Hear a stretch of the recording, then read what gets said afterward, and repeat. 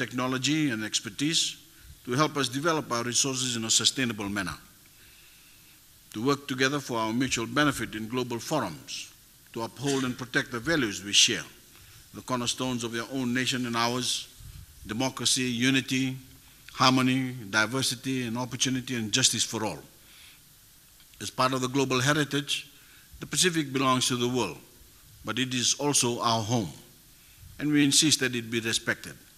For our people never gain to be pawns or victims of disputes between the great powers, to keep the Pacific peaceful and protect our pristine environment for all time, for the ocean that sustains us to have its resources utilized in a sustainable manner, and to remain in a sanctuary for the enjoyment of Pacific peoples and visitors from around the world for generations to come. Mr. Prime Minister, we all have our individual challenges as Pacific small island developing states, but some of these are common to us all. And population growth is placing an unprecedented strain on our island environments, and we need urgent individual and collective action to prevent the unsustainable use of our resources on land and at sea. We must guarantee our food security by embracing world's best practice in agriculture and ensure that our people have continuing access to clean water. We must develop our economies in a responsible manner, attract investment, and provide our people with sustainable and satisfying livelihoods. We must educate our people, care for their health, and wean them off the poor lifestyle habits that have made us one of the worst regions in the world for non-communicable diseases. We must secure our borders and work with the international community to fight trafficking in drugs and human beings. And in common with the rest of the developing world, we must fight corruption, develop strong institutions, and embrace the notions of transparency, of accountability, and of good governance that are the hallmark of every successful nation. But Mr. Prime Minister, by far the most pressing issue we face, and the one that requires the most urgent response, is the grave threat posed to us by the rising sea levels and extreme weather events caused by climate change. We are all suffering in the Pacific to a greater or lesser extent. But in the case of three of our nations, Kiribati, Tuvalu, and the Marshall Islands, their very existence is threatened. And unless the industrial nations agree to binding cuts in carbon emissions to arrest the current level of global warming, these nations are destined to sink beneath the waves and disappear off the map altogether. What will happen to their citizens is one of the great challenges the world will face. Fiji has offered permanent sanctuary to the citizens of Kiribati and Tuvalu, our nearest neighbors. But all this presents a range of logistic and legal challenges which the international community needs to address. Mr. Prime Minister, Fiji and its Pacific neighbors intend to lead the charge for drastic cuts in carbon emissions at the World Climate Summit at the end of November. We have precisely 14 weeks to persuade the industrial nations to put our survival before the well-being of their carbon-polluting industries. Sir, we ask India to stand with us as we do so, to side with us rather than with what I have called the coalition of the selfish, those nations who are putting their interests before the interests of those of us who are most vulnerable to climate change, the small island developing states. Just as Fiji is open for business, as we enjoy the longest running period of economic growth in our history, our doors are open to the region and the world, and we offer our services to help empower all Pacific peoples and have their voices heard.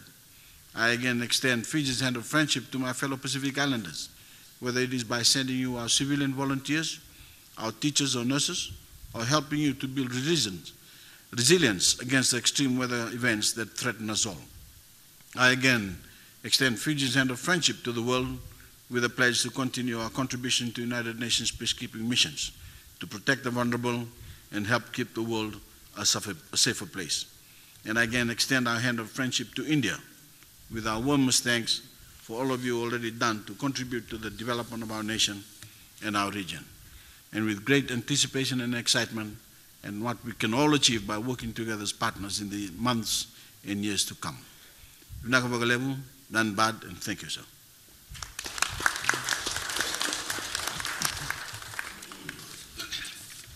Thank you, Excellency. I now call upon Premier Talangi of Niue to make his remarks. Honorable Head Government Prime Minister Mahama for the forum with the Northern Tier. o ke whara whanau he tua te taki me i te mui he te turu me ke i ke preveria. He whanoanga ke ua aki nei, he hata turu whawhitu iang. Thank you for your invitation to India for the second summit, Prime Minister. Historically, Niue and India have had very little contact. However, since we established diplomatic relations, contact and exchanges have increased and will continue to prosper. We value this exchange and partnership and hope that we will work together collaboratively on many important matters, including climate change. We thank you for your funds annually and the climate change funding allocated to us.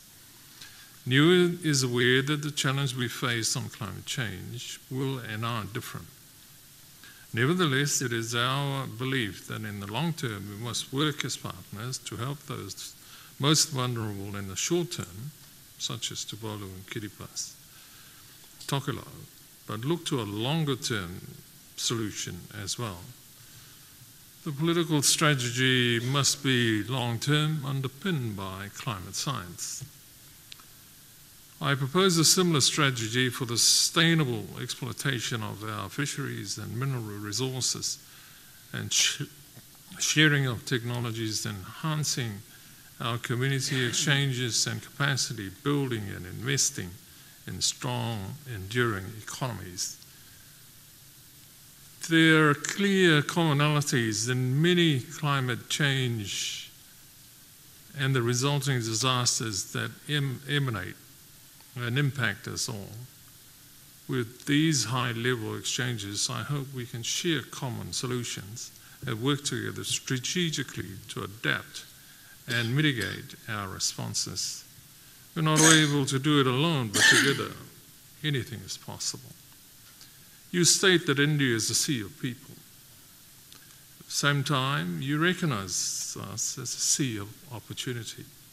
Prime Minister, let us work together to realise that potential for the Pacific Islands. I wish you and your people the very best, and may we both prosper, grow as countries in years to come.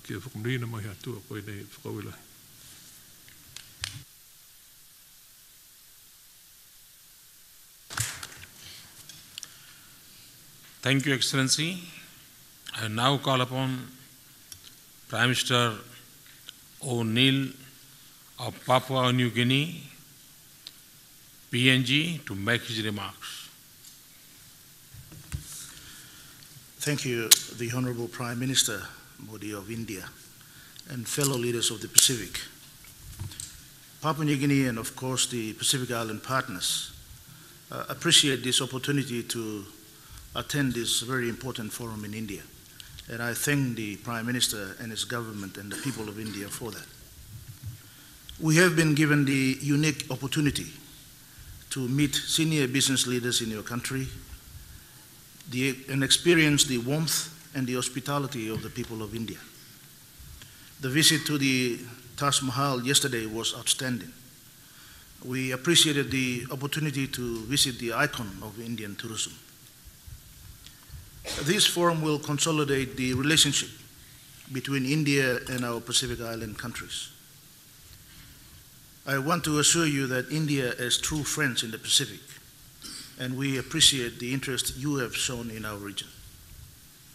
Prime Minister Modi, your outreach to the Pacific Island leaders is the first of its kind by an Indian leader or Indian government. Through this contact, we will foster mutual understanding and appreciation of the challenges that is faced by both Pacific Island countries and the Indian communities. It is our desire that India, as a growing global economic power, will also appreciate the aspirations of the Pacific people and continue to work with our respective governments. I can assure you that India is a welcome partner in the Pacific, and thank you for the support that you continue to provide. There is very much that we both can do together. That is to increase trade and share the development experiences that you have. We admire your vision to shape a new destiny with promises of together with all, development for all. This kindled new hopes and aspirations for your people, and of course, us leaders from the Pacific can learn from these examples and initiatives. Pacific Island nations face many challenges, from climate change, natural disasters, issues of poverty, and of course, improving healthcare and education. But one of our greatest challenges is, of course, the climate change. Climate change also affects India, with thousands of the islands along your coast. And I'm sure that between Asia and the Pacific, we must have a collective voice.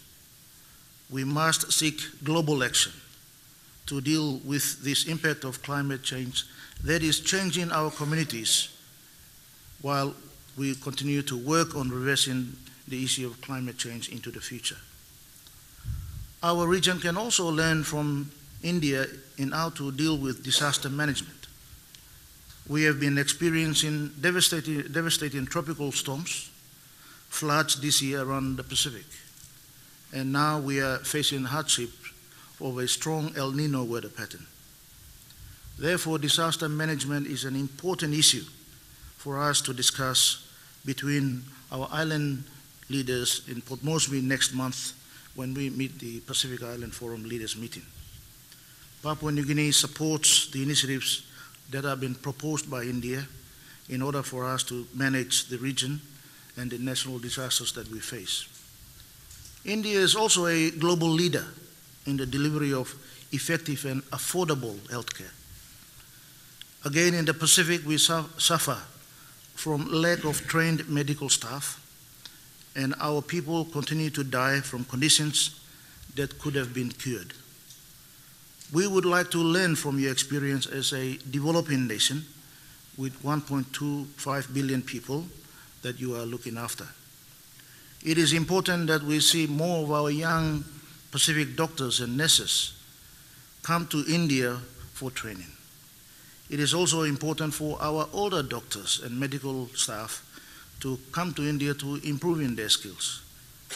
There is a very open market for drugs in the Pacific, and our people cannot afford expensive drugs, and that is why India can meet that market for us. We again seek your support and guidance in access to those very important life-saving medicines. The delivery of effective education is another area, which is a challenge for many of our communities that is spread across the vast Pacific Ocean. We would like to see an increased use of technical innovations that India has already developed in delivering education through our communities throughout the Pacific, particularly through online programs. We are very interested in having more teachers and more teachers of ours attending training in India so that they can broaden their experience and skills. India, of course, is leading the region with the regional integrated multi-hazard early warning system. We in the Pacific embrace that, and we thank the government of India for supporting our proposal to Austin Rhymes regional base in the Pacific region. India, again, is a world leader in the development of cutting-edge technology that can be applied to many of our sectors in the Pacific. We are pleased that the Indian government is prepared to sharing this knowledge and experience with us in the Pacific. The initiative that is put forward as Pan-Pacific Project that has been modeled similar to that Pan-African E-Network project is very much welcomed by the Pacific Island countries. Given our vast distances between our island countries and of course our current poor connectivity, this initiative is a welcome initiative. This will improve connectivity and coordination, improve services like tele-education and telemedicine that can reach remote communities throughout the Pacific. We can also be able to better connect through telephone calls, access to weather services, and better manage through e-governance and e-commerce. And this is an excellent initiative for the Pacific region. Mr. Prime Minister, we also have seen Indian government campaign Make in India, and the impact that is having on the Indian economy. This has been complemented by the Indian government's signature initiative, such as Digital India and Skill India. These are programs that are creating jobs for Indians, that is attracting capital for Indian business and economy. We also in the Pacific would like to learn from these experiences so that collectively we can make Made in Pacific a brand that is sellable globally. Once again, with those few remarks, thank you for your hospitality and thank you for seeing us.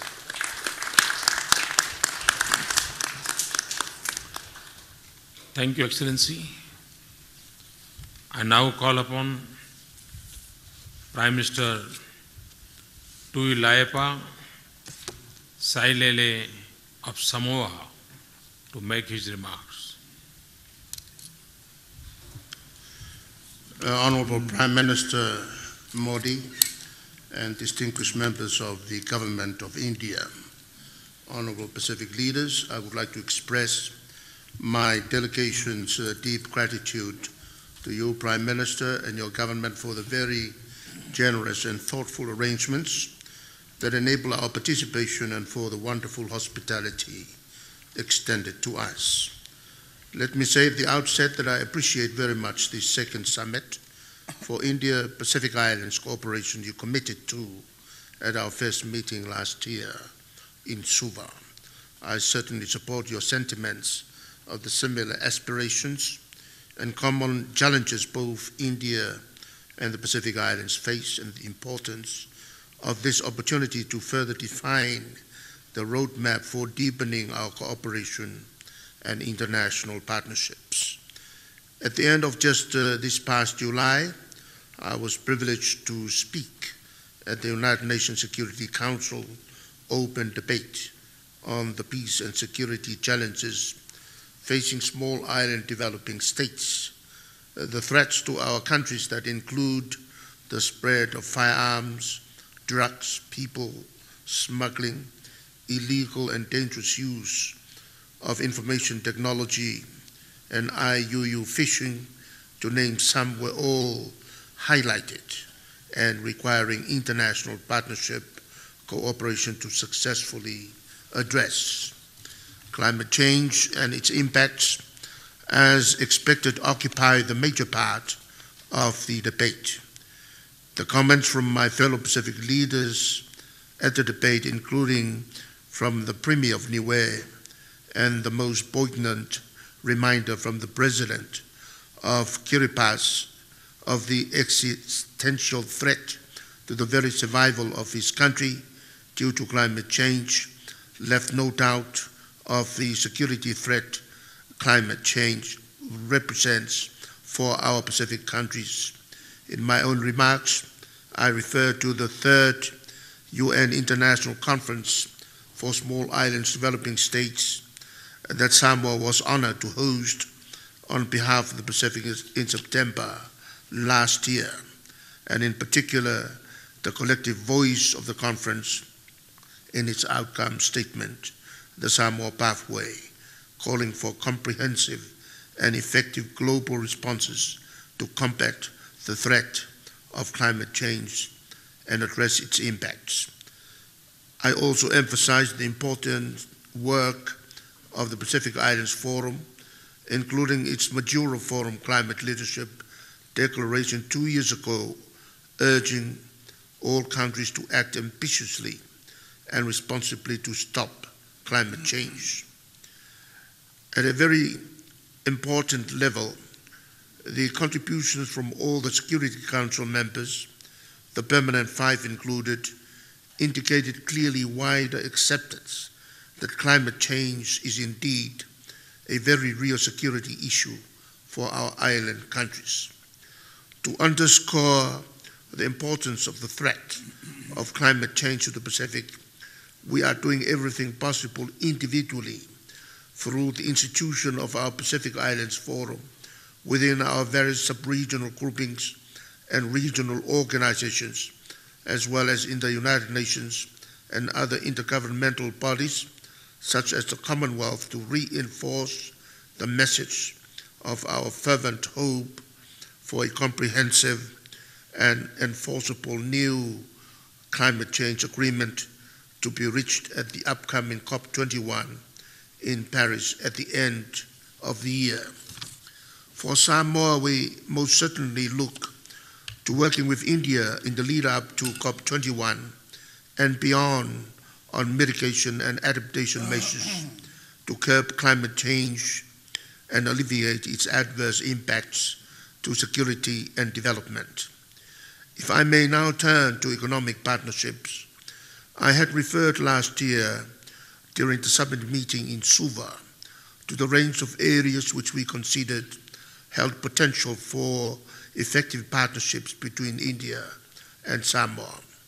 An important advantage of the timing of today's second summit is that it provided sufficient time for us to re-evaluate where Samoa should put emphasis for the deployment of the assistance India is making available, and to be able in a relatively short time to inform directly your government leadership of the priorities through this second summit.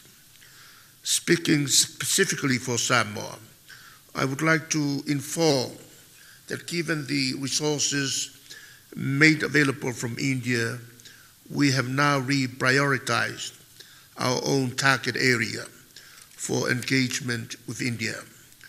We therefore request the sympathetic consideration of the government of India to focus its assistance to Samoa on our health sector, and in particular to provide opportunities for our medical doctors to obtain postgraduate work experience in your hospitals.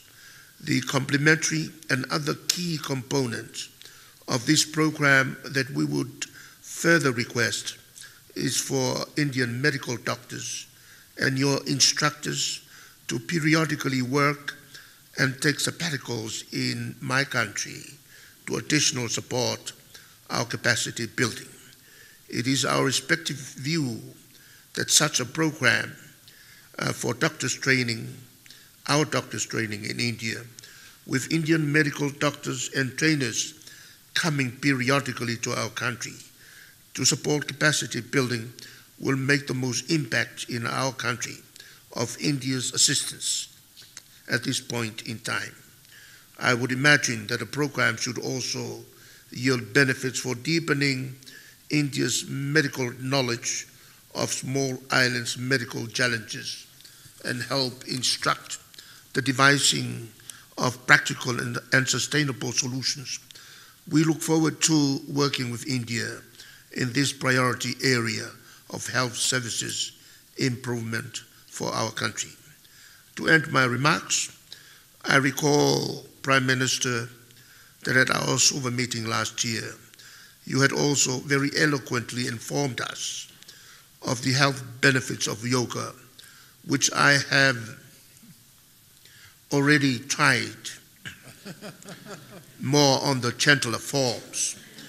And I would like to thank you for your initiative at the United Nations, which Samoa supported for an International Yoga Day on 21st of June. The 21st of June this year, however, fell on a Sunday, the day of religious worship in my country. Our government therefore could not very well carry out any activity to mark Yoga Day on our Sunday without attracting accusations that we were introducing a new religion to our country. So instead, with the understanding of your High Commissioner accredited to Samoa in Wellington, we marked Yoga Day this year ahead of everyone else on Saturday, 20th of June. I had since checked next year's calendar and was happy and relieved that 21 June is a Tuesday. In closing, and on a more serious note, Prime Minister, I wish to inform that we are taking steps to raise Samoa's diplomatic representation profile with India and will be seeking the agreement of your government very soon to enable our country to accredit ambassadorial rank representation representation to India. Thank you again, Prime Minister, for the generous arrangements to meet with you here in your great and amazing country. Please accept my congratulations on your determined work to unlock India's full potential, and I wish you every success in the leadership of your country. Thank you.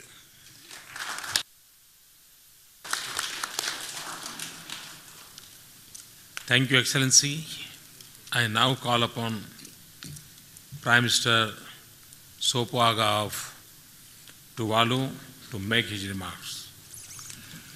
Your Excellency, Prime Minister Modi, Excellency, Honourable Ministers of the Government of India and senior officials of the government, friends, it is indeed a pleasant honour to attend the second Forum of India and the Pacific Island countries here in this very historic city. I thank you, Prime Minister, for your leadership and also your courtesy to dialogue with us coming from very small island developing states of the Pacific region, particularly to dialogue with you, who is leading a democracy of 1.5 billion citizens, compared to, say, for example, the 12,000 people of Tuvalu. But as your honourable ministers have been saying, it is the values and the true principles of friendships that we have shared over the years that really matter. And that's why I'm so ever grateful to be here in the second summit of the FIPIC. Excellency, we also are very grateful for the hospitality of the people of India. We are deeply touched by the friendship. We're grateful also for the many ways that India has helped Tuvalu in the areas of human development, health and education, as well as in capacity building for our people. And we look forward to further deepening those bilateral cooperations in areas of mutual concerns and interest to our great countries. Prime Minister, we on our part are here particularly to say and reaffirm our trust and respect in the FIPIC as a partnership, an important vessel to further deepen and manifest the values and principles of democracy, of partnership, of cooperation that we all share. We believe the FIPIC is timely to further complement the bilateral and multilateral cooperations that we and India have enjoyed over the many years. The underlying challenges of poverty and sustainability confronting us and the opportunities have all been registered and noted around the table. And of course, the Samoa pathway for the further sustainable development of small island developing states, to which we were partners last year, provides a very powerful signpost or collection of signposts for our partnerships as we move forward. The further deepening of our cooperation in other areas, as have been mentioned during the course of this FIPIC, are crucial as well. But the tide of regional and global diplomacy, Your Excellencies, continues to present us with ever-complicating challenges, particularly to small island developing states such as Tuvalu. But we believe diplomacy, with all its complexities and its multiplicities, must allow for everyone, every single member of the global family to rise together. Because not to do so would leave us irresponsible and lead our collective work to nothing less than failure, even corruption. We believe FIPIC is also a vital vehicle to enhancing our diplomatic and international engagements at the global levels on issues of mutual interest and concerns. Tuvalu's voice on our own at the global level is insignificant, but FIPIC can be one amplifier to together punch the lines for global attention and for global actions. And we strongly believe in the leadership of India to help us punch those lines. We agree with the need for major reforms in the United Nations, particularly in the Security Council. And we also fully recognize India's aspirations to play a leading role as a permanent member in the United Nations, in the Security Council, rather. And we support these aspirations.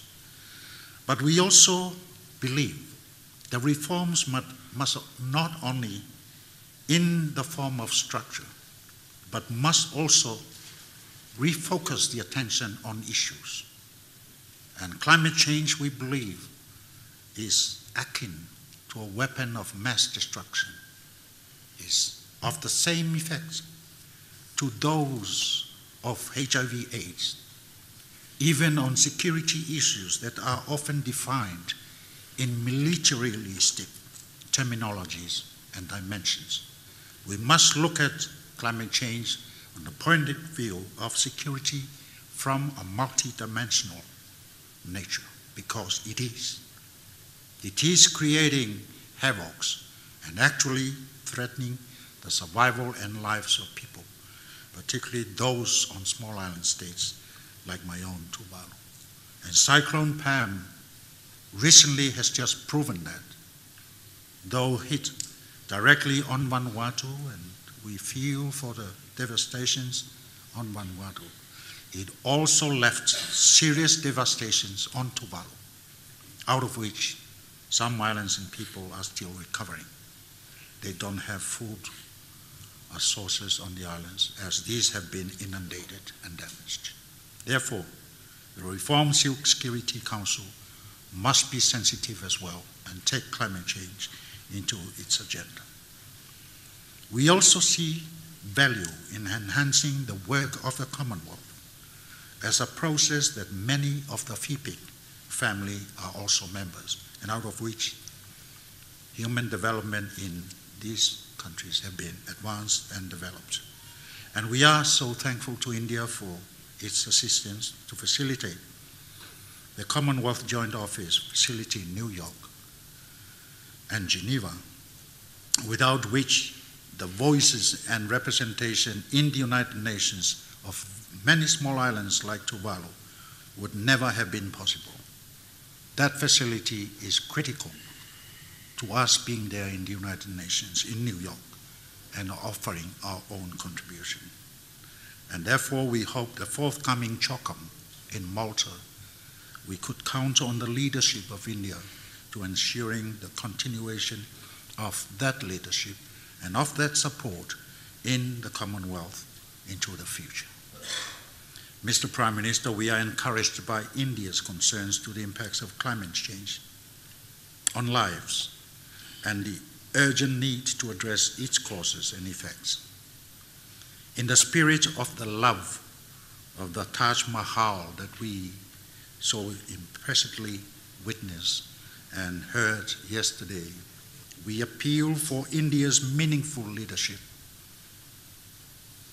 similar to that love, to ensuring a legally binding agreement on mitigation for a new energy mix for a greener global economy, mitigation, urgent adaptation actions, and the issue of loss and damage in the Paris Agreement at the end of the year. COP21 will be measured not by the rhetorics, not by the finger pointing, but by the leadership of real men and women for real actions. We all must together make it, or we all perish. Thank you.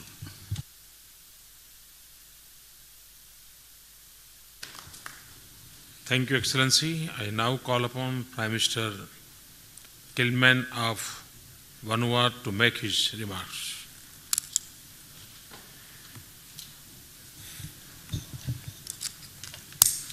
Thank you, Your Excellency Narendra Modi, Prime Minister of India, Honorable Ministers of the Indian Government, Heads of States and Government of foreign island countries, distinguished delegates, Excellencies, ladies and gentlemen. Before I address you today on the occasion of the second Forum for Indo-Pacific Islands Cooperation in the lovely city of Jaipur in India, let me take this time to convey to His Excellency and the people of India, the government and the people of Vanuatu's sincere condolences for the passing of the First Lady of India a couple of days ago. Our prayers and thoughts are with you. Allow me also to convey my deep appreciation to the government and people of India for their warm hospitality and for the excellent arrangements put in place for the second annual forum. I wish to also at the outset convey warm congratulations on behalf of the government and people of Vanuatu to the government of India under your leadership, Honorable Prime Minister, for your exemplary leadership and commitment on behalf of India to the Pacific region and globally.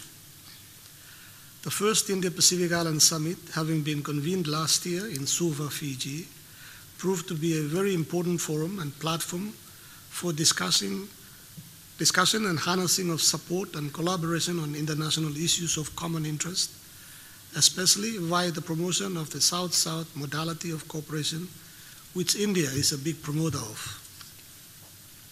These issues range from, but are not exclusive, to cooperation on issues relating to global environment and climate change issues, and all the important agenda of the UN reform and freedom of navigation, notwithstanding ongoing collaboration in areas relating to renewable energy, education, health, and sustainable development. Honorable Prime Minister, my delegation came to this second forum for Indo-Pacific Islands Cooperation with high hopes, in full cognizance of the yet untapped potential of India-PIC relations, and with the intent on renewing our relations with the government of India and the Indian people.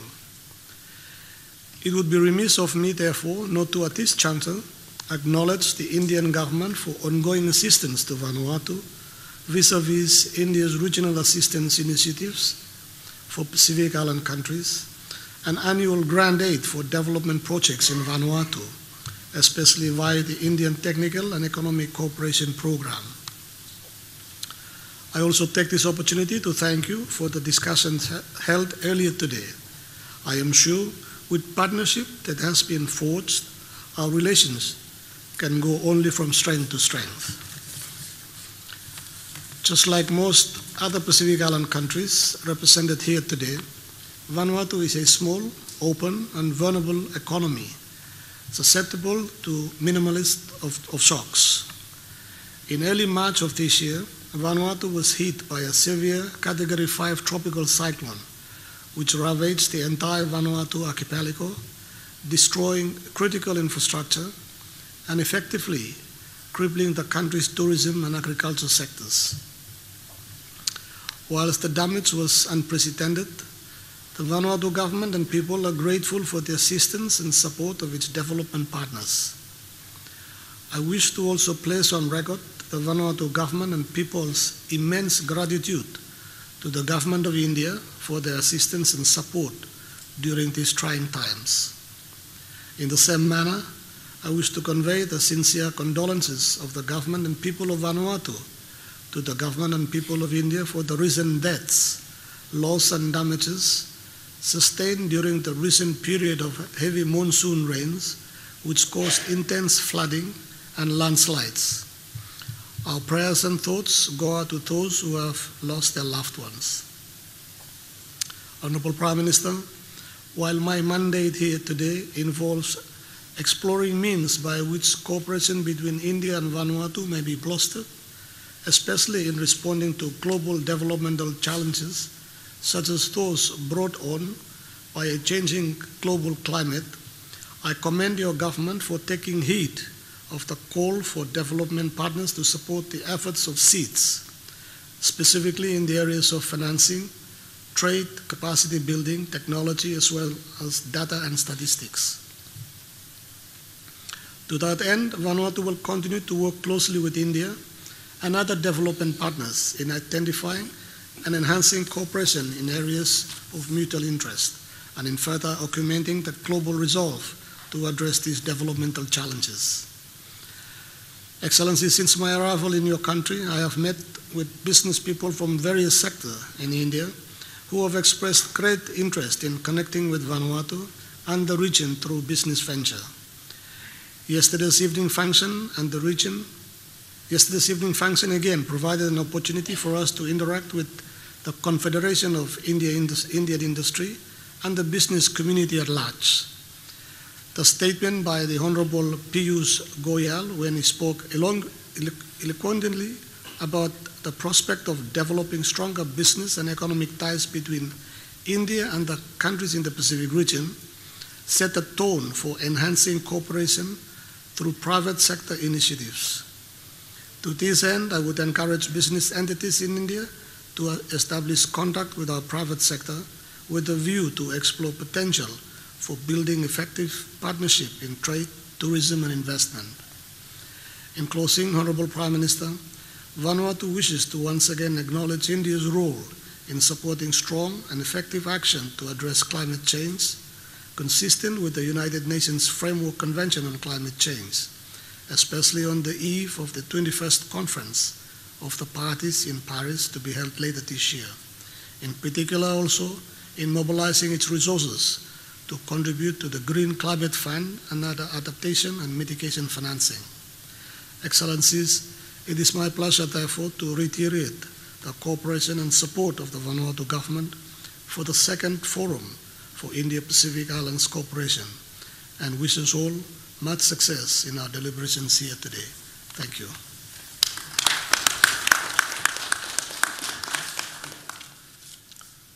Thank you, Excellency.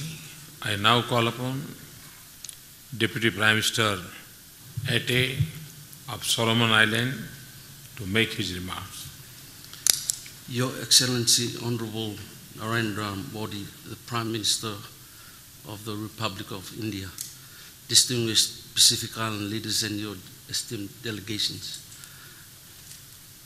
members of the Resident Diplomatic Corps, Honorable Ministers of the Government of India, distinguished guests, ladies and gentlemen, good evening. First of all, I wish to convey my Prime Minister's apology for the absence at this prestigious forum meeting in Jaipur. He is committed to other official government engagements and could not attend. On this note, Excellency, Honorable Prime Minister, I bring warm greetings from the government and people of the Happy Isles, the Solomon Islands, to your people in your government. I wish also to register my profound appreciation to the government of India for the warm hospitality accorded to my delegation since arriving at your source, specifically in Delhi, Agra, and Jaipur, that have played host during our visit here. Visiting Taj Mahal yesterday in the Grand Palace of Maharaja Jai Singh, the Amber Fort, is a manifestation of a people whose civilization is so advanced, dating back several thousands of years. Your Excellency, Prime Minister Modi, I wish to express my gratitude for your visit to Fiji, and on that note, may I also wish to thank the Prime Minister of Fiji for the wisdom taken in putting together a regional forum to harness a regional cooperation to which we would be extended the benefits of at this prestigious meeting in 2014, which chart a new dimension towards regional cooperation and engagement with the region. Solomon Islands is truly grateful for this initiative, and I say this in the spirit of a true Solomon Islander. Honorable Prime Minister, if I may say this, you have indeed shown to the SEEDs, to the Pacific Island countries, an example of taking an extraordinary step to meet us at our doorsteps, manifested in the meeting last year. Other than waiting, watching for least developing countries to come looking for you, that on behalf of my government, I appreciate very, very much. For this engagement, Solomon Islands wish to thank you and be assured of our unwavering support for India as a friend at the Indo-Pacific and international forums such as the United Nations. On this note, Mr. Prime Minister, we will support your cause, seemingly because India has signed up to the Non-Proliferation Treaty. And for that reason, coupled with that, India is the largest democracy. On top of that, India is a third world country who is way advanced and powerful economic country to which my country, Mr. Prime Minister, could learn from. That Solomon Islands stands ready to build on the bilateral friendship that was first cemented in 1984. We wish to have a close cooperation with your country to turn the page together and seek new solutions collectively to this ever-changing global environment. I believe the FIPIC process will have a positive impact on the lives of Solomon Islanders. Solomon Islands values every aspect of our Indo-Pacific engagement through the PIF process, and that I believe this relationship will be a fruitful one in our endeavor to tackle the many challenges and to strive in achieving the post-2015 development agenda and the sustainable development goals, and to tackle the challenges of healthcare, regional security, economic sustainability, ICT issues, renewable energy, climate change as a global agenda, and that in this regard and in this bilateral arrangement, my country will advance the objective of any government, and that is, one, to feed our citizens. Number two, to make sure that we sleep under a roof, a decent roof. Number three, to access good medicine and to access better education facilities, and that we will, over the course of time, advance the objective of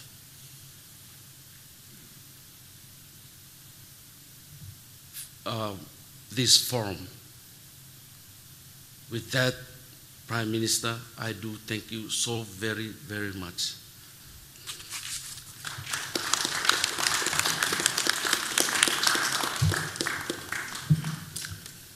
Thank you, Excellency. I now call upon Minister Lacey of Cook Island to make his remarks.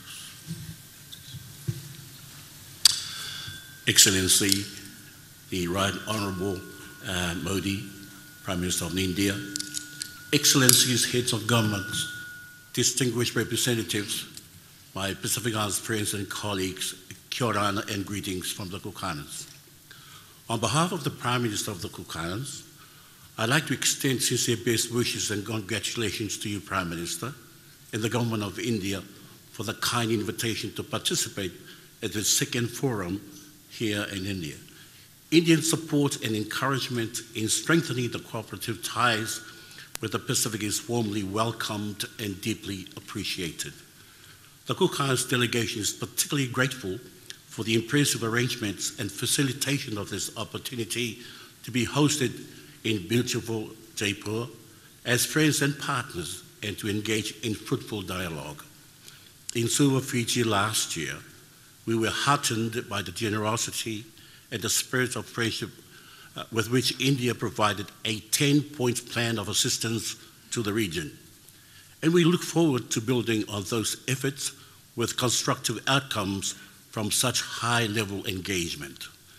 The Cook Islands has appreciated the increase in grant fund aid, especially as its funding has a high level of impact on small communities which are able to access help in a very timely and effective manner. Capacity building and upskilling remain important priorities for our country, particularly as a result of the ongoing pressures from depopulation. And opportunities to strengthen our mutual understanding through scholarship training and cultural exchange will continue to be supported. Climate change, of course, at the forthcoming COP21 in Paris at the end of the year is the focal point of regional concern, which we are working very hard to resolve with clarity. The Cook Islands is supportive of working alongside its Pacific colleagues to urge all our larger partners towards a successful outcome, and India does have a key role to play in helping to attain that level of global resilience. The smallest and most vulnerable are the island states. We remain firm on a legally binding outcome, reducing carbon emissions and financial arrangements that are accessible and not onerous to peoples already under stress. The sustainable of our way of life as Pacific Islanders will continue to be a cooperative partnership, and we recognize that India has been a valued contributor to regional programs and efforts. As a global leader in a wide range of fields, India has provided beneficial experience and training to the Cook Islands, including specialist areas of expertise like renewable energy development. The Cook Islands has since announced the achievement of reaching its renewable energy target for 2015. For the past 3 months, 50% of our islands have been powered by solar energy with no diesel fuel shipments being made to our northern region since the end of last year. Renewable energy achievements are freeing up many thousands of dollars and creating immediate results in the reduction of national emissions. While these national efforts may be considered small in terms of numbers, we are reaching heights of significant achievement on a relative scale, on target to become 100%, may I quote, clean and green in the next 5 years. As island nations, we have a responsibility to ensure future generations have the security and comfort of benefiting from our, perhaps narrow but significant natural resources. Our ocean gives us the opportunities to secure that future. And in the case of the Cook Islands, we have a development agenda that is being driven by a philosophy founded on the conservation of our marine ecosystem. The framework of oversight for the harvesting of our resources will be legislated before the end of this year and will be an overarching policy in the management of our fisheries and the exploration of seabed minerals. The Cook Islands has a high level of priority in sustaining these resources, and we will be challenged by the balancing of environmental preservation with utilization. We are particularly interested in the progress made by India as a pioneering investor in ocean resource exploration and we would be keen to engage in information exchange. Ocean resource exploration and seabed mining is the new frontier of future wealth, especially for a nation as small as ours. The Cook Islands and other Pacific states are pursuing viable options for mining, and there may be considerable advantages in developing stronger links of cooperation. In terms of the Pacific, Papua New Guinea is a recognized player in this field, and the Cook Islands would welcome opportunities to explore and investigate further the scope of working more closely with partners like India, as well as within the region. The Pacific can only be strengthened by working more closely with its partners, especially on the basis of shared interests and mutual respect as equals. The Cook Islands is pleased that our growing ties are not simply the result of India's historic links, but because there is a higher priority for more substantive engagement and a more visible presence by the respected elder in world affairs. Honorable Prime Minister, like Samoa, the Cook Islands celebrated World Yoga Day in June this year with several men, women, and children, and their first workshop was held on the beautiful beach of Moody in Rarotonga. However, eventually, we continue to uphold our friendship in these endeavors and look forward to a further dialogue. Thank you very much indeed.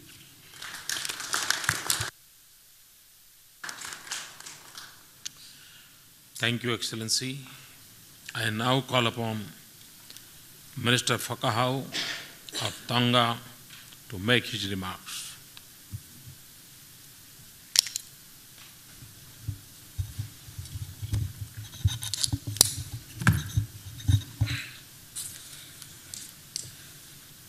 Honorable Prime Minister of India, Your Excellency Mr. Narendra Modi, Honorable Heads of Delegations from Pacific Island countries, members of the Diplomatic Corps, Excellencies, colleagues, ladies and gentlemen. May I, on behalf of the government and people of the Kingdom of Tonga, extend our utmost appreciation to the Government of India for inviting Pacific Island leaders to attend this auspicious summit. In December last year, we witnessed a historical event when the Honorable Prime Minister of India, His Excellency Mr. Narendra Modi, invited leaders of Pacific Island countries to join him in Fiji for the inauguration of the first summit of the Forum for India-Pacific Islands Cooperation. Today, we thank you, Honorable Prime Minister Narendra Modi, very much for inviting us as leaders of the Pacific Island countries again to gather here in India for further dialogue and to promote cooperation on issues of mutual interest. The second summit is indeed strengthening the India-Pacific relations and signifies a step forward in expanding the cooperation between Pacific Island countries and India into identifying new priorities within the 10-point announcement made by Your Excellency Prime Minister in Fiji in December last year. To maximize the combination of India's advantages, namely market, capital, human resources, professional expertise, and technology, with Pacific Island countries' development needs in various sectors like agriculture, fisheries, tourism, health, renewable energy, ICT, and more. The Kingdom of Tonga and India have traditionally enjoyed close and deep diplomatic relations. The Tongan royal household has held keen interest towards India, as reflected in the past state visits by His late Majesty King Taufa'ahau IV and Queen Halaiwalu Mataaho in 1971 and 1976, respectively, and a private visit by His late Majesty King George V to Paul V in 2009. Tonga was honored to have received high-level delegations from India in the past, including the late Indian Prime Minister Indira Gandhi in year 1981. The cooperation between our two countries has further strengthened with the reopening of the Indian High Commission in Suva, Fiji in 1999. In the international arena, our two governments continue to interact closely at the United Nations, the Commonwealth, and other important international fora. Tonga appreciates India's financial support towards Tonga's assumption last year as chair of the 12-member Pacific Small Island Development States, the SIDS group. Tonga will also support India's re-election to the International Maritime Organization Council at the 29th session of the Assembly of IMO scheduled to be held in London in November of this year. Tonga acknowledges the importance of development assistance provided by India in three main areas. 1, the grant in aid. 2, special grant. And 3, the Indian Technical and Economic Cooperation Program, ITEC, from which Tonga has benefited significantly.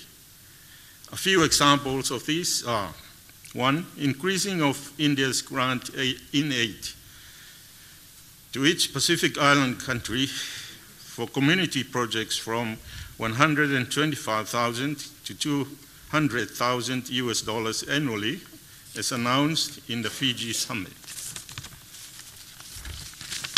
2, the increase of ITEC trainings that offered Tonga 10 slots in year 2014-15, and further increased to 15 slots in year 2015 and 16.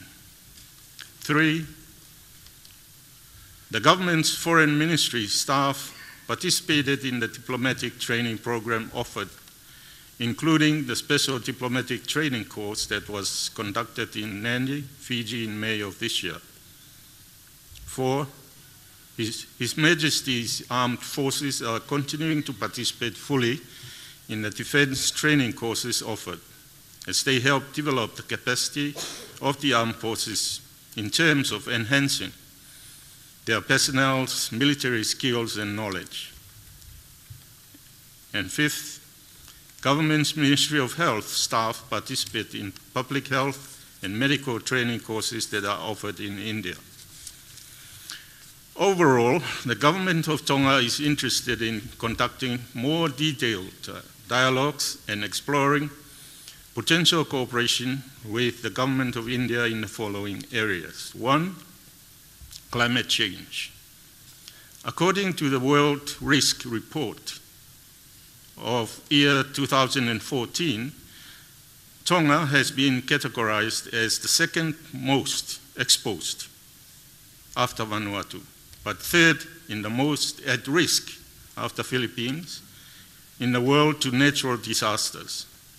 Tonga fully recognizes the impacts and risks of climate change to sustainable development.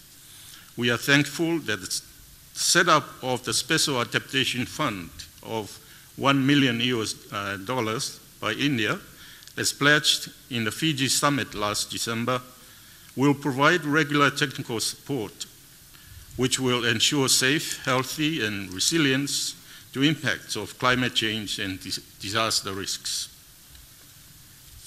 In the area of agriculture, the agriculture sector in Tonga contributes some 16% to total GDP. Tonga's main export commodities include squash, watermelon, kava, coconut, vanilla, and various root crops. The main challenges faced by the agriculture sector include uncertainties in overseas markets, and unreliable shipping schedules. In fact, Tonga has recently submitted a proposal to the government of India requesting the expert services of a coconut development expert to assist with the preparation of a coconut development strategy for the kingdom. Tonga has also lodged inquiries with the Indian High Commission in Fiji to explore opportunities in India for export of kava. We hope this will open up a market for local Tongan kava growers. The establishment of a trade office in India, as pledged in Fiji, will assist our endeavor to export kava and other agricultural products to India. In the area of fisheries, Tonga has interest in securing technical assistance from India on aquaculture development and coastal inshore fisheries development and management. In the area of information technology, the government of Tonga has realized the opportunities offered by embracing information technology to provide a more reliable and affordable IT, linking its people across the kingdom and across the world. Tonga acknowledges the advanced global status that India has reached in this area and appreciates assistance offered so far. And we would also appreciate any further assistance in various fields under this sector.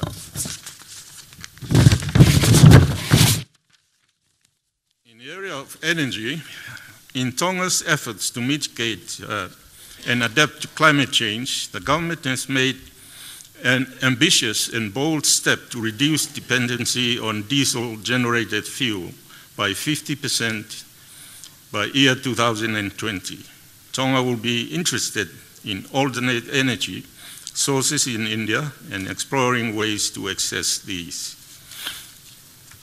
In tourism, the tourism sector in Tonga contributes approximately 15% to the total GDP. This sector is one of the potential sectors for economic development in Tonga. Improvements to air transportation, appropriate infrastructure and facilities are of utmost importance towards the development of this sector. Tonga has also therefore formulated the Tonga Tourism Sector Roadmap, which outlines requirements to facilitate a prioritized and coordinated approach to the development of tourism.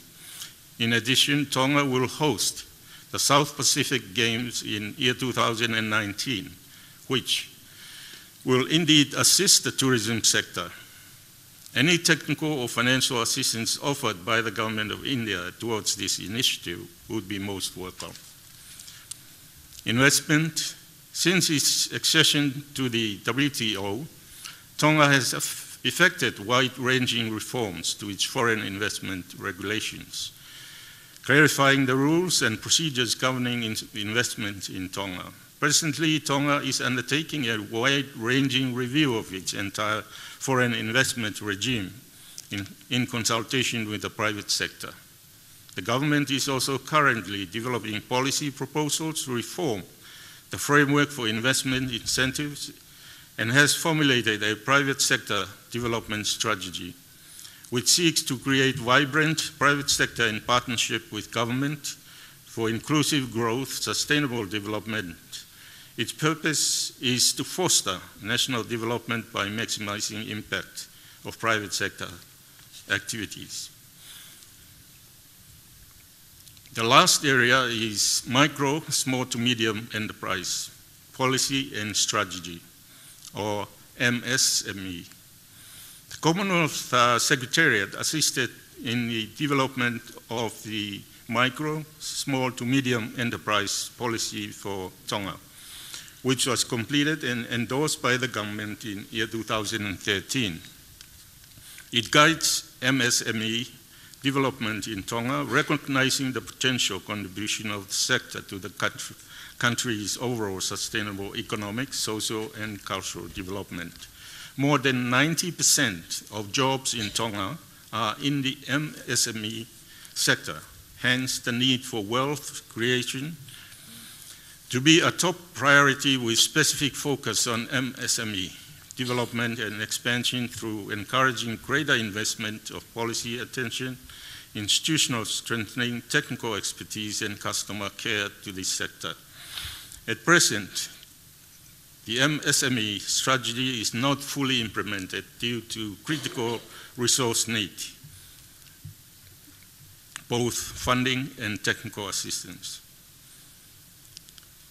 I wish to conclude by conveying the government and the people of Tonga's good wishes to Your Excellency, Honorable Prime Minister, your government, and the people of India for all your assistance and friendship. We look forward to continuing the ongoing collaborations between our two countries.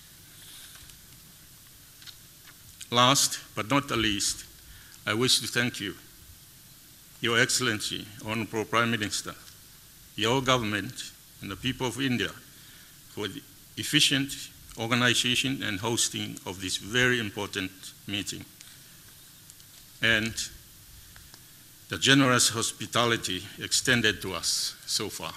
Thank you very much.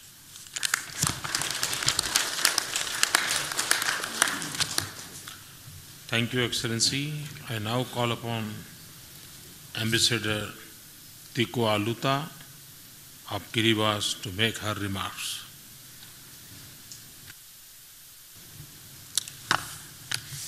Honorable Prime Minister Modi, Pacific leaders and heads of delegations, Excellencies, ladies and gentlemen.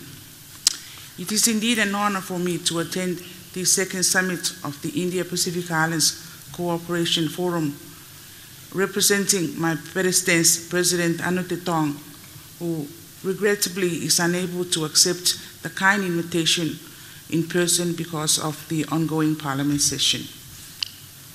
He has asked me to convey his good wishes and his greetings to you all. Since our arrival, my delegation and I have been accorded great courtesy and the highest of Indian hospitality. And in this regard, I would like to express sincere appreciation and gratitude for this. Over the last 2 days, we have visited beautiful historic places which we have only read about and seen in books and films. The majestic buildings and sites like the Taj Mahal and the Amber Palace here in Jaipur are a reminder of the greatness of the Indian civilization and culture. It was indeed humbling to stand in front of such great works and wonders of history. Mr. Prime Minister, the relations between India and the Pacific Island countries date back many years, but you and your government have taken the relationship to a higher level when you visited Fiji last year and convened the first summit.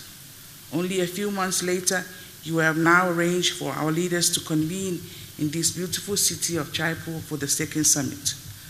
We from Kiribati join our neighbors in commending you and your government for the extended strength of your foreign policy to include the Pacific as you look to the east and south for better and mutually beneficial cooperation. We welcome the increase to the annual grant to our individual countries and also the generous offer by your government to help us in areas relating to renewable energy, education, health, and sustainable development, among others. These, of course, would be very vital to our development aspirations. Mr. Prime Minister, my country is faced with many challenges. Our population is just over 100,000. This is very small compared to yours, but for a small Pacific Island nation with small land area and limited resources, it is a big number. Like you, our population is very young, with more than 50% under 30 years. Unemployment is increasing, and with it, poverty and social crime. We read and note with interest the focus of your government with your personal championing on skilling and upskilling of your people, in particular your youth. We would dearly love to learn from you in this area. Your experiences in use of simple technologies in the coir and coconut industries are also of interest to us. Mr. Prime Minister, for a few years now we have been sending our people for medical treatment here, taking advantage of your expertise and competitive prices. This is very good for us, and we will definitely continue. However, it is unfortunate we lack the doctors and other health personnel skills to be able to support the health problems of our people. Medical training will be an interest of us, will be an area of interest for us. In relation to this, I have also taken note of the advanced pharmaceutical production of India, and I believe my country will benefit from greater interaction in this area, and we will certainly recommend this to my government. Mr. Prime Minister, as you are all very well aware, a very big challenge the world now is climate change. For us, coming from a nation of low-lying islands, climate change is a survival threat.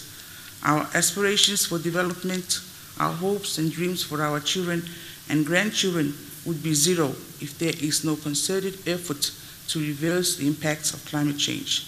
My President, and as we have heard this evening, is fellow leaders from around the Pacific sitting around the table today have been at the forefront of international forum to raise awareness of this silent but deadly enemy, and we recognize the support of India on the issue. For us, the challenges are rising in relation to climate change. We are losing territory, severe coastal erosion is happening every day, involuntary displacement of communities, decrease in food and water security, and many other problems. So for us, like I said, it has become a survival issue for our people. These challenges are putting enormous pressures on our domestic institutions, the national budget, the family ties, and the sense of well-being of our people, and we fear for our future. In this regard, my government looks forward to closer collaboration with your government in pushing the climate change agenda at international forums, such as the Paris meeting at the end of this year. We are thus very grateful for India's commitment and initiatives to reduce emission and to pursue clean and renewable energy paths. Your great commitment towards environmental protection and sustainable development in general are very meaningful to us, and we look forward to receiving assistance in efforts to pursue the use of clean energy, specifically solar power and biomass. We understand your competitive edge in this area and note with gratitude the offer of your government and private sector to assist where possible. Mr. Prime Minister, our needs are many, and we believe we can work together with you in many areas. And in this regard, we look forward to continued contact to progress these initiatives and needs. Mr. Prime Minister, I have been also directed to convey the continued support of my government to maintaining a high level of cooperation with the governments at the regional and international levels. Our countries and peoples share many common interests that can be promoted through organizations such as the Commonwealth and the United Nations, of which we are both members. My government stands ready to support the reform of the United Nations Security Council and the increase of permanent members. We note your bid to be a permanent member of the United Nations Security Council. Kiribati identifies with India as a country who understands us and so will be better able to voice the interests of the developing countries at the UN Security Council. Mr. Prime Minister, leaders and colleagues, ladies and gentlemen, in ending, on behalf of my President and the people and the government of Kiribati, I convey our best wishes for the success of this summit, and I extend to you all our traditional Kiribati blessings of the Maori, the Roi, the Tapmo. Thank you all.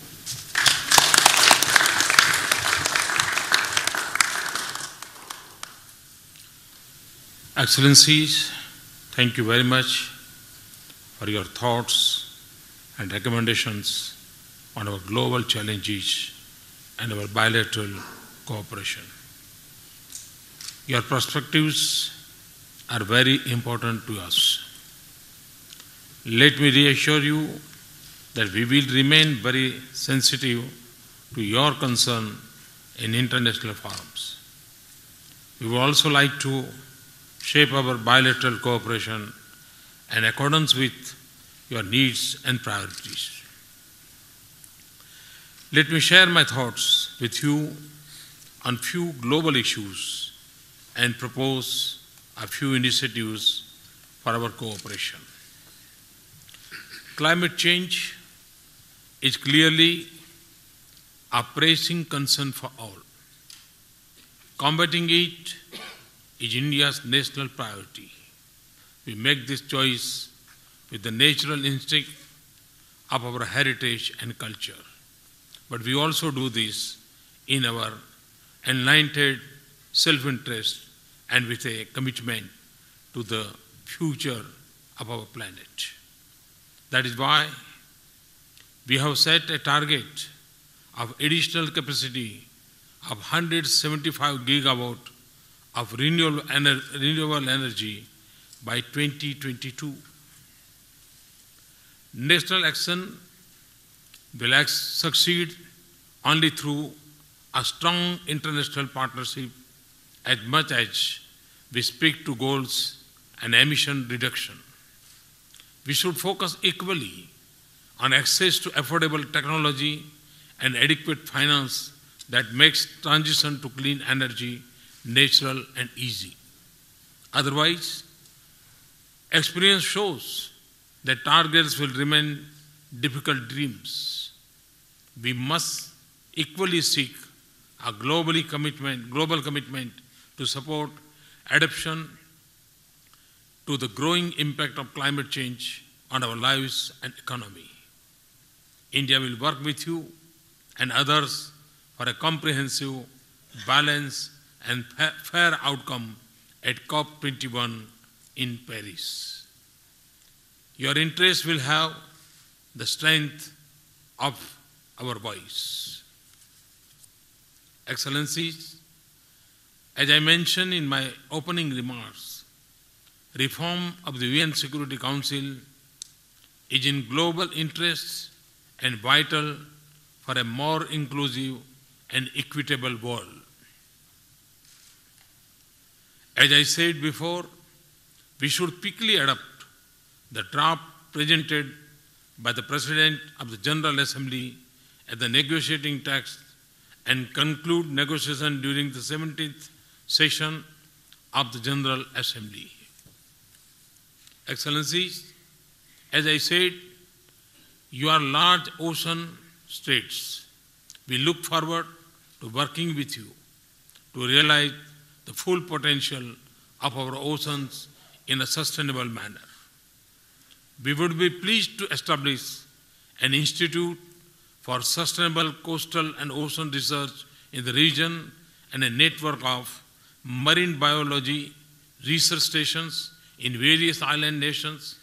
We could begin immediately with research collaboration and capacity building with the institutions in India. We also propose to hold an international conference on ocean economy and Pacific Island countries in New Delhi in 2016. We will be delighted to host officials and independent experts of all 14 Pacific Island countries. Indian Navy has provided direct support and capacity building to island states in Indian Ocean, especially for coastal surveillance and hydrographic surveys.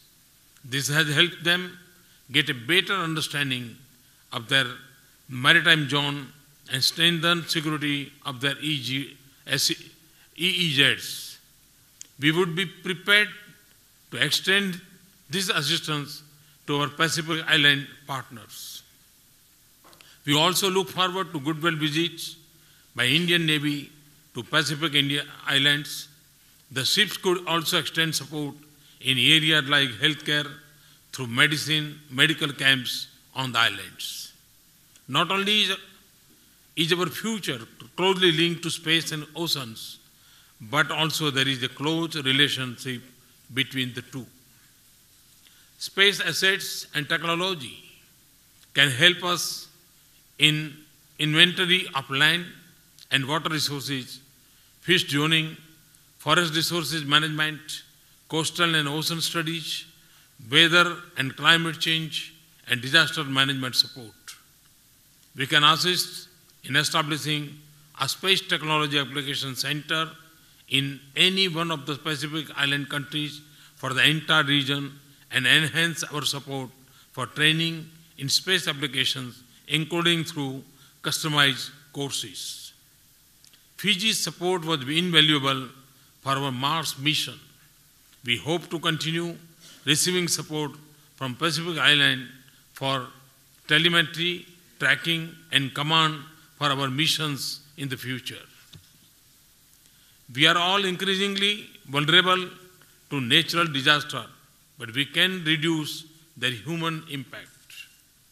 India will be pleased to create capacity in island states to deal with natural disasters, including through human resources development and application of space technology for early warning system and incident response.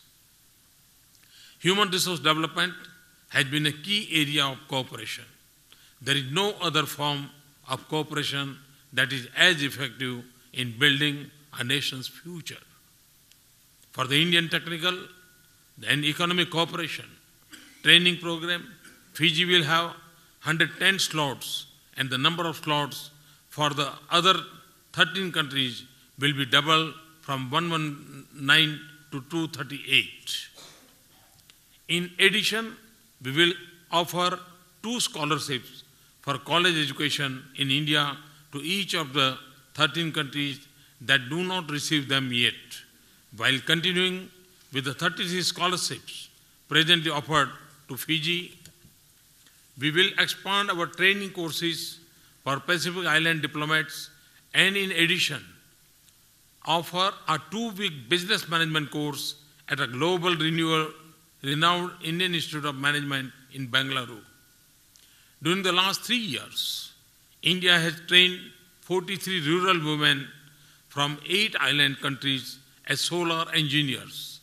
We now commit to train 70 women solar engineers and to provide solar electrification to 2,800 houses, 200 houses in each Pacific Island country.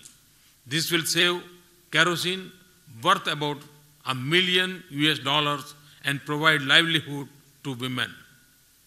I am pleased to announce that we will establish at least one information technology laboratory in each Pacific Island country. This will not only improve local IT infrastructure, it will enable us to fulfill our commitment to provide telemedicine and teleeducation to the people. We are prepared to do more to strengthen our trade in addition to the FIPIC trade office in New Delhi. We can support the development of micro, small and medium enterprise and will extend support for purchase of machinery for coconut processing and enhancing rice and sugarcane yields. We will also improve market access for small islands developing states. We will focus on developing capacity for health services in your countries. Supply of generic drugs from India is presently routed through third countries and they are therefore very expensive. We are ready to set up pharmaceutical manufacturing plant and distribution center in the Pacific Island region and are pleased to offer a line of credit for this project. Human bonds are the strongest foundation for enduring relations between nations. Last year, we had announced electronic visa for Pacific Island countries. I am pleased to announce that we have decided to provide gratis visa to the nationals of Pacific Island countries. Prasar Bharati, India's national broadcaster, is happy to give television and radio program on culture, entertainment, news, education, etc. in English and Hindi to your countries.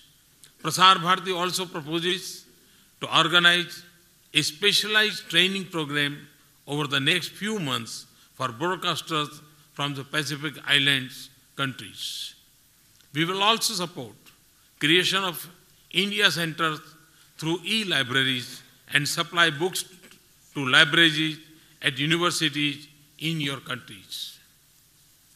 Excellency, in the short time together, we have made concrete progress.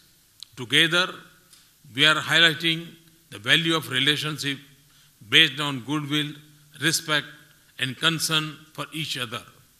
This partnership demonstrates that geography is no barrier to productive partnership of convergent interests and shared challenges. This partnership will be of great relevance to all of us in the 21st century. Your support to this partnership means a lot to India. We see this as a partnership of equals, driven by similar aspirations, in which we will all be more successful by being together. It seems from our belief in Vasudhaiva Kutumbakam, the world is one, and from the conviction that in sharing what we have, we enrich each other and make this world a better place. It is a great honor to have you with us. I hope you have had an enjoyable visit to India. We hope that this will inspire you to visit us more often. Thank you. May I now request you all to the cultural program and banquet outside. Thank you very much. Thanks a lot.